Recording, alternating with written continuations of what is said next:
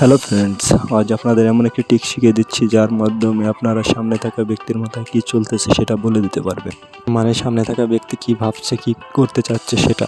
নিশ্চয়ই অবাক হচ্ছেন, তাহলে চলুন বন্ধুরা এরকম একটি সাইকোলজিক্যাল ট্রিক্স আপনাদের সাথে করে দেখা যায়। আপনাকে একটা কান্ট্রির নাম ভাবতে হবে যার প্রথম লেটার শুরু হবে ডি দিয়ে, এবং ওই কান্ট্রির নেমের সেকেন্ড লেটার দিয়ে একটা অ্যানিমেলের নাম ভাবতে হবে। তাহলে বন্ধুরা ফটাফট করে কমেন্ট করে ফেলুন, আর আমি গেস্ট করতেছি আপনারা কি ভেবেছেন।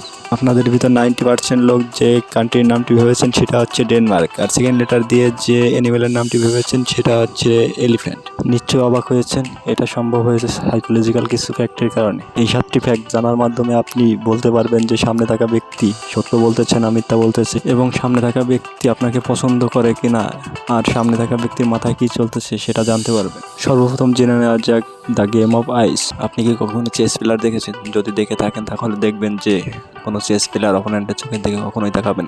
হ্যাঁ, আপনি ঠিকই শুনেছেন, চোখের ইশারা, চোখে তাকানোর ধরন থেকে অনেক কিছুই বোঝা সম্ভব। মানে আপনার চোখ ইজিলি বলে দিতে পারে আপনি কি করবেন, কি করতে চাচ্ছেন, বা পরবর্তীতে কোন চাল দিবেন। এমন একটি সাইকোলজিক্যাল স্টাডি আপনাকে বলে দিচ্ছি যার মাধ্যমে আপনি জেনে যেতে পারবেন সামনে থাকা ব্যক্তি সত্য বলছে নাকি মিথ্যা বলছে।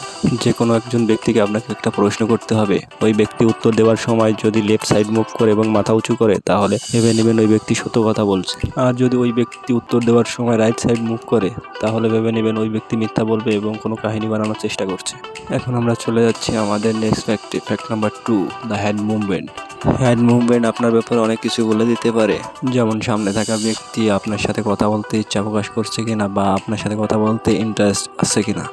যদি কোনো ব্যক্তির সাথে কথা বলার সময় ওই ব্যক্তির হাত ফোল্ড করে রাখে এবং হাত ঘষাঘষি করে তাহলে বুঝে নেবেন ওই ব্যক্তি নার্ভাস এবং ওই ব্যক্তি আপনার সাথে কথা বলতে একদমই ইন্টারেস্টেড নয়। আর যদি সামনে থাকা ব্যক্তি আপনার সাথে কথা বলার সময় ওপেন হ্যান্ড কথা বলে তাহলে ভেবে নেবেন ওই ব্যক্তি আপনার সাথে কথা বলতে ইন্টারেস্টেড।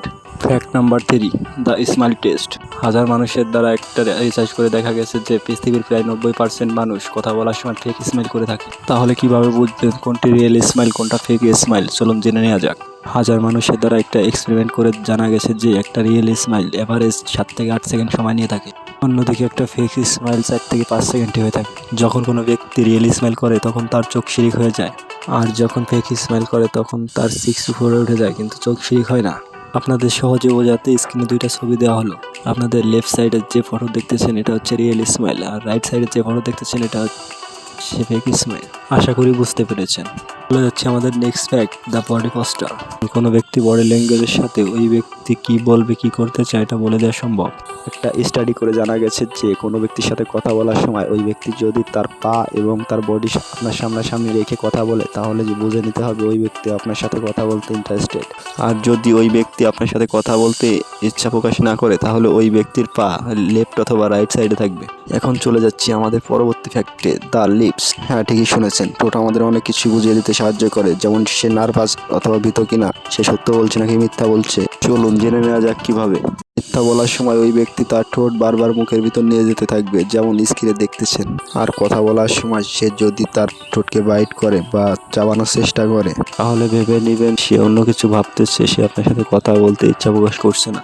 কথা বলার সময় যদি কোনো ব্যক্তি তার মুখের উপর বারবার হাত আনার চেষ্টা করে তাহলে এর পূর্ণ মানে হচ্ছে ওই ব্যক্তি নার্ভাস। বন্ধুরা এবার চলে যাচ্ছি আমরা আমাদের নেক্সট ফ্যাক্টে, দ্য হেড মুভমেন্ট।